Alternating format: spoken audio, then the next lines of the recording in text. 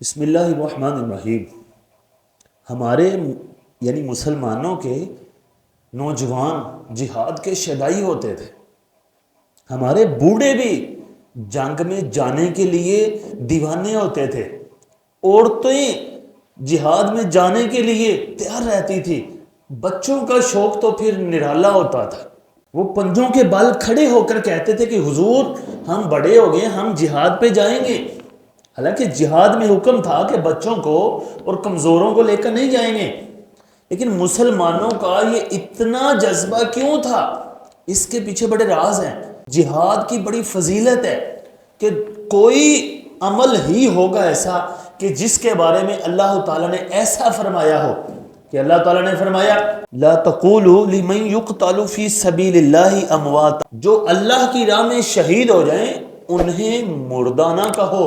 بل احیاء ولکن لا تشعرون، بلکہ وہ تو زندہ ہے تمہیں شعور نہیں۔ اور آگے آیت میں فرمایا اور وہ کمال ہے وَلَا تَحْسَبَنَّ الَّذِينَ قُتِلُوا فِي سَبِيلِ اللَّهِ أَمْوَاتًا، جو اللہ کی راہ میں شہید ہو انہیں مردہ گمان بھی نہ کرو،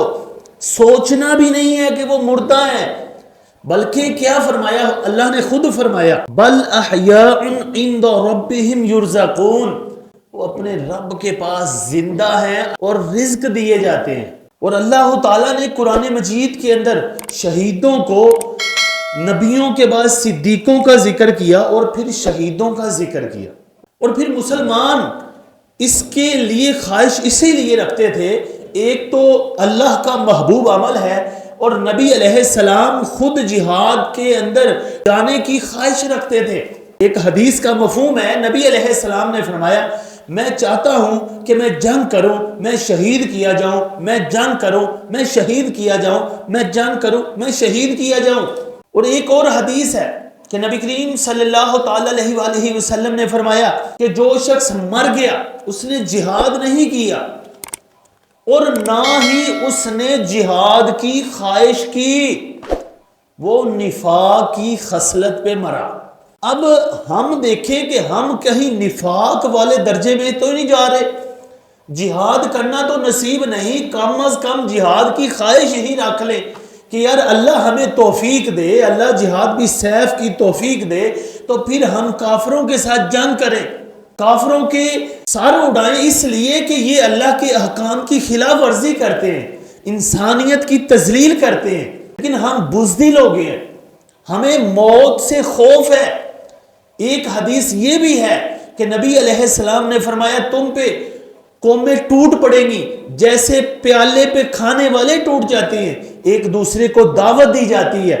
تو عرض کیا گیا یا رسول اللہ کیا اس وقت ہم کم ہوں گے؟ تو حضور نے فرمایا نہیں، اس وقت تم بہت زیادہ ہوں گے، تم سب سے زیادہ ہو جس طرح آج ہیں، لیکن حضور نے فرمایا اس وقت تمہیں موت سے ڈر لگے گا اور دنیا سے پیار ہو جائے گا، کہ آج اسی طرح نہیں ہے، ہم جہاد کی خواہش نہیں کرتے، کرنا تو دور کی بات ہے، ہمیں موت سے ڈر لگتا ہے۔ مومن کے لیے موت زیور ہے، اللہ کی بارگاہ میں جانا ہے، جنت میں جانا ہے،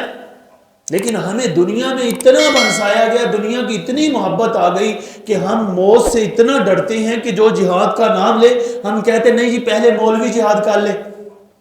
تو تم مولوی نہیں ہو، مولوی تو اللہ والا ہوتا ہے، کیا تم مسلمان نہیں ہو یہ جملہ بولنے والے؟ تو ہم آج 2 ارب مسلمان ہو کر اور چھوٹے چھوٹے اور ملکوں سے اور تھوڑے سے کافروں سے ڈرتے ہیں، تو وہ صرف یہی وجہ ہے کہ ہم موت سے ڈرتے ہیں اور ہم دنیا سے پیار کرتے ہیں۔ ہمیں چاہیے کہ ہم اپنے دل اتنے مضبوط رکھیں، جانا تو ہے، یہ سب کو پتا ہے کہ مر جانا ہے سب نے، جب مرنا ہی ہے تو ذرا شیر کی موت مر جائے، کہنے نے مرنا تو ذرا چنگی موت مر جائے بندہ، جب اس دنیا سے جانا ہے تو ذرا شان سے جائیں۔ شہادت کی موت سے اعلیٰ شان کیا ہو سکتی ہے کہ جس کو اللہ کہتا ہے مردہ نہ کہنا، مردہ گمان نہ کرنا۔ جب اتنا مقام ہے تو ہمیں چاہیے کہ ہم شہادت والے عمل کو بھی اپنائیں، ہم منافقانہ زندگی نہ گزاریں کہ ایسی زندگی گزاریں جس میں جہاد کا نام ہی نہیں ہے، ہماری جہاد کی ترجیح ہی نہ ہو، ہم زندگی میں یہ کہیں نہ، خواہش ہی نہ کریں کہ یار جہاد کرنا ہے، ہم کبھی اپنے بچوں کو یہ سبق ہی نہ سکھائیں کہ مسلمانوں نے جہاد کیا۔ غزوہ احد میں حضرت نبی علیہ السلام حضرت ام عمارہ کو فرماتے تھے کہ ہر طرف تم ہی نظر آتی ہو۔ بچوں نے جہاد کیا اور بوڑھے نوجوانوں نے جہاد کیا، صرف کس کے لیے؟ اعلاء کلمات اللہ کے لیے۔ اللہ تعالی ہمیں جہاد کی توفیق عطا فرمائے۔